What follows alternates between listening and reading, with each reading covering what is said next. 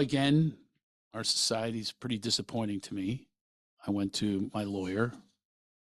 He did nothing. This should be a restraining order. They never backed up from this. I've asked Lotus to address this. She just denies it. I said, well, where did he get their names and where does he get these ideas? She has no answer. This was also in the same batch, by the way, I think it's printed up. It says, I have enough to have your children taken from you and your family will help in this. Let that sink in. I did. I have enough to have your children taken from you. Your family will help me with this. That's illegal. And these people can get away with it. Have you noticed how criminals get away with things in society? It's almost, I remember Raven, she ended up winning her lawsuit after stealing $500,000. This is how it works. I ended up compromising on the money that my ex stole. She stole all that money. She moved it over to a private account. That's how insidious she is. She can do all these things in the middle of the night. She's so good at it. Driven by rage that she's not dealing with. Trauma, not dealing with. Two brothers that committed suicide within weeks of one another. Mental illness in the family. Doesn't deal with it. This is illness. All of these actions, when you put them all together, which I've gone over them, all the episodes, that's a lot of episodes. And won't deal with it. This is funny that this stuck in there. This guy writes, Craig Shoemaker, only mushrooms and you have made me sore from laughing. Long live the love master. We'll keep living and I'll keep making people laugh and inspiring people. I love it. I hope this podcast is so different from anything I've ever done. I hope it leads to something profound shift, something good, some hope for my children. Because they know mom's lost. And they're very clear on it. They're detached from her. They go through the stuff and she's there for them and she'll take them to different things, took our son to snowboarding and things like that. Yeah, she's going to do that. Now she probably has the money from the new boyfriend. That's where her freedom is because she hasn't come after me for money in a while. I want to say, tell your potential clients, if you're so free with money, then why are you asking me for money? Why have you ripped me off? Why have you stolen that money?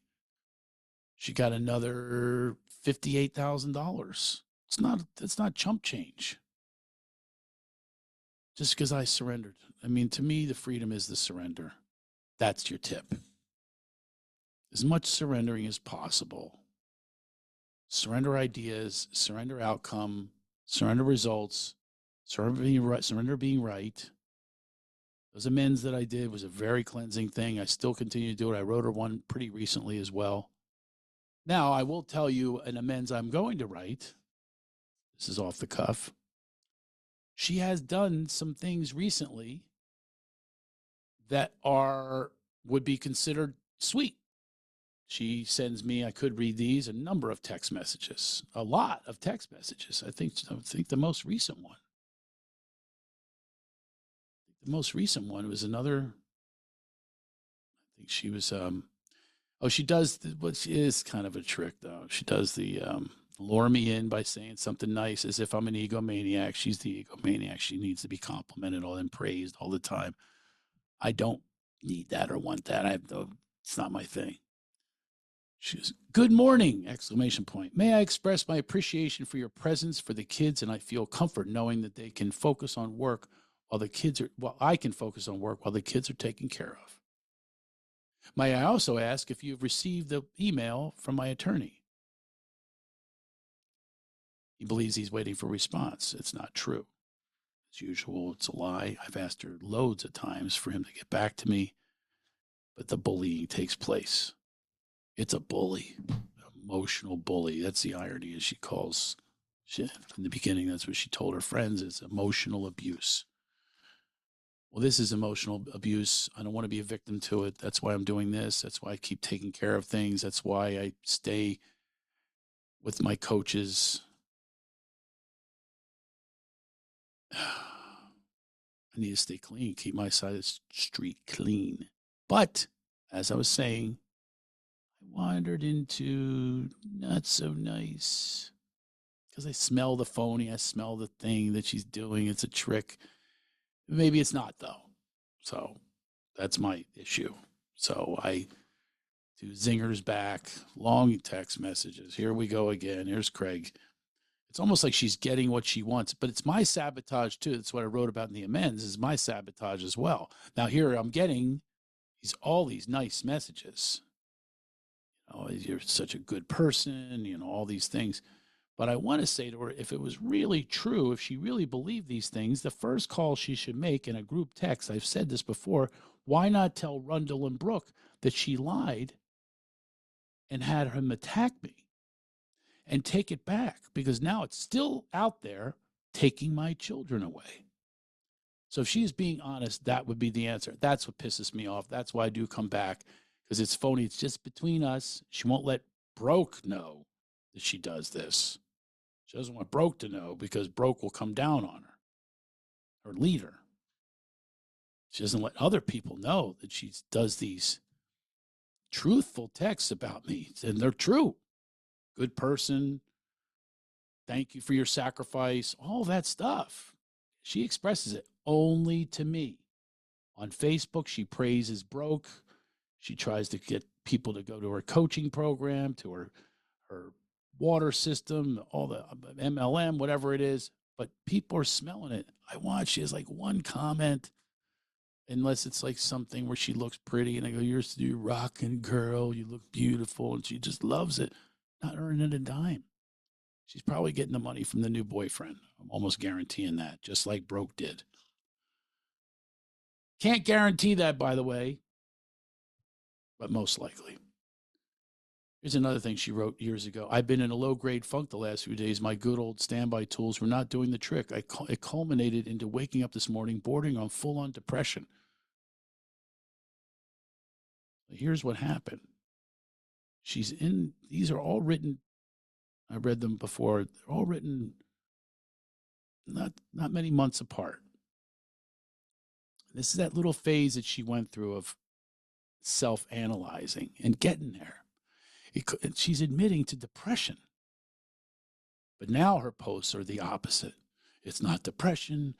It's this. I needed to do this. I need to free myself and all this stuff. I felt anger and disgust towards myself for getting in this place. How in the world, after all this inner work, did I end up here? I began to wonder, what do I do? Check my hormones, book a therapy session, get on medication? Yeah, try one of them. I was ready to write off all my spiritual practices as a total waste of time, crawl under the covers, and throw me a pity party. I want to say her spiritual practices are tapping, breathing, meditation, and I'm not going to knock any of those. Great. I have an unbelievable breathing exercises that she's done with me, by the way. I went to a high level. It was awesome. But here's the thing with those only spiritual practices, there's nobody feeding back. Nobody holding you accountable. My tip for the day, get accountability partners. Get someone that tells you the truth. How cool would that be? My buddies back home never let me get away with anything. It's awesome. I love it. I love to be challenged. They rip on me. It's fun. It's fun to keep going, upper level. She says, and yet I know it's precisely these moments that are a precursor to something greater. I knew I was going to have to priestess my way out of there. There's those terminology. So I got to work, the deep, unsexy work. I knew I was going to have the priestess come out. And then came a little miracle. I was shown on no uncertain terms that my resentment that I was harboring for someone was stifling my soul, that someone was me. You've heard the saying, if you point a finger, there are three fingers pointing back. This is great work she's doing. It's easy to overlook how anger and resentment turn ourselves onto ourselves because we're angry at someone and the focus is on them. Yes, Lotus, that's exactly what happened. You focused to the point where you abandoned the children. You got selfish and went back to your fears and gave into those fears, and you were coached by this fraud. And she says, but we literally are one. So when we harbor resentment, it cannot affect us. To live our full capacity, we need to truly love ourselves. To truly love ourselves, we must be the vibration of love. There's no room for hate when love permeates. She said, what resentment are you willing to drop today? She did this when she did the little speech about going to the engagement, which she lied about to children about that. She went to the engagement of Broken Rundle. She lied then too. It's just amazing how many lies can be told. But at least there's some modicum of truth in there that she looks like she's wandering there and then backs off. It's fear. It's fear. This world is run by fear. Let's be courageous. Let's step up. If you know her, talk to her. Get her out of this cult. Get her out of this. She is under the spell of this woman and has led to horrible things for these children and for me. I'm not going to act like it's only about the children. No. I've been hurt by this. And she says in her post about that love wins. There's a man who's spreading a rumor that I'm in a cult. If this is a cult, and this is love and all this stuff. How do you know you love these people? You never lived with them. Of course, if you live with someone, it's going to be difficult. Of course, everybody. That's why people are afraid of their families, because the family is around for it. They know what the truth is. And yes, the truth is scary. Embrace it, go into it, uncover it, discover more about yourself. That's what I've done. This discovery is absolutely amazing. And it ain't easy. This is not easy. The voices in my head that dominate sometimes, it's devastating. Because I want to talk to her.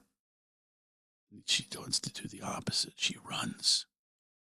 One time we actually went for a walk, and I was like, oh, this is going all right.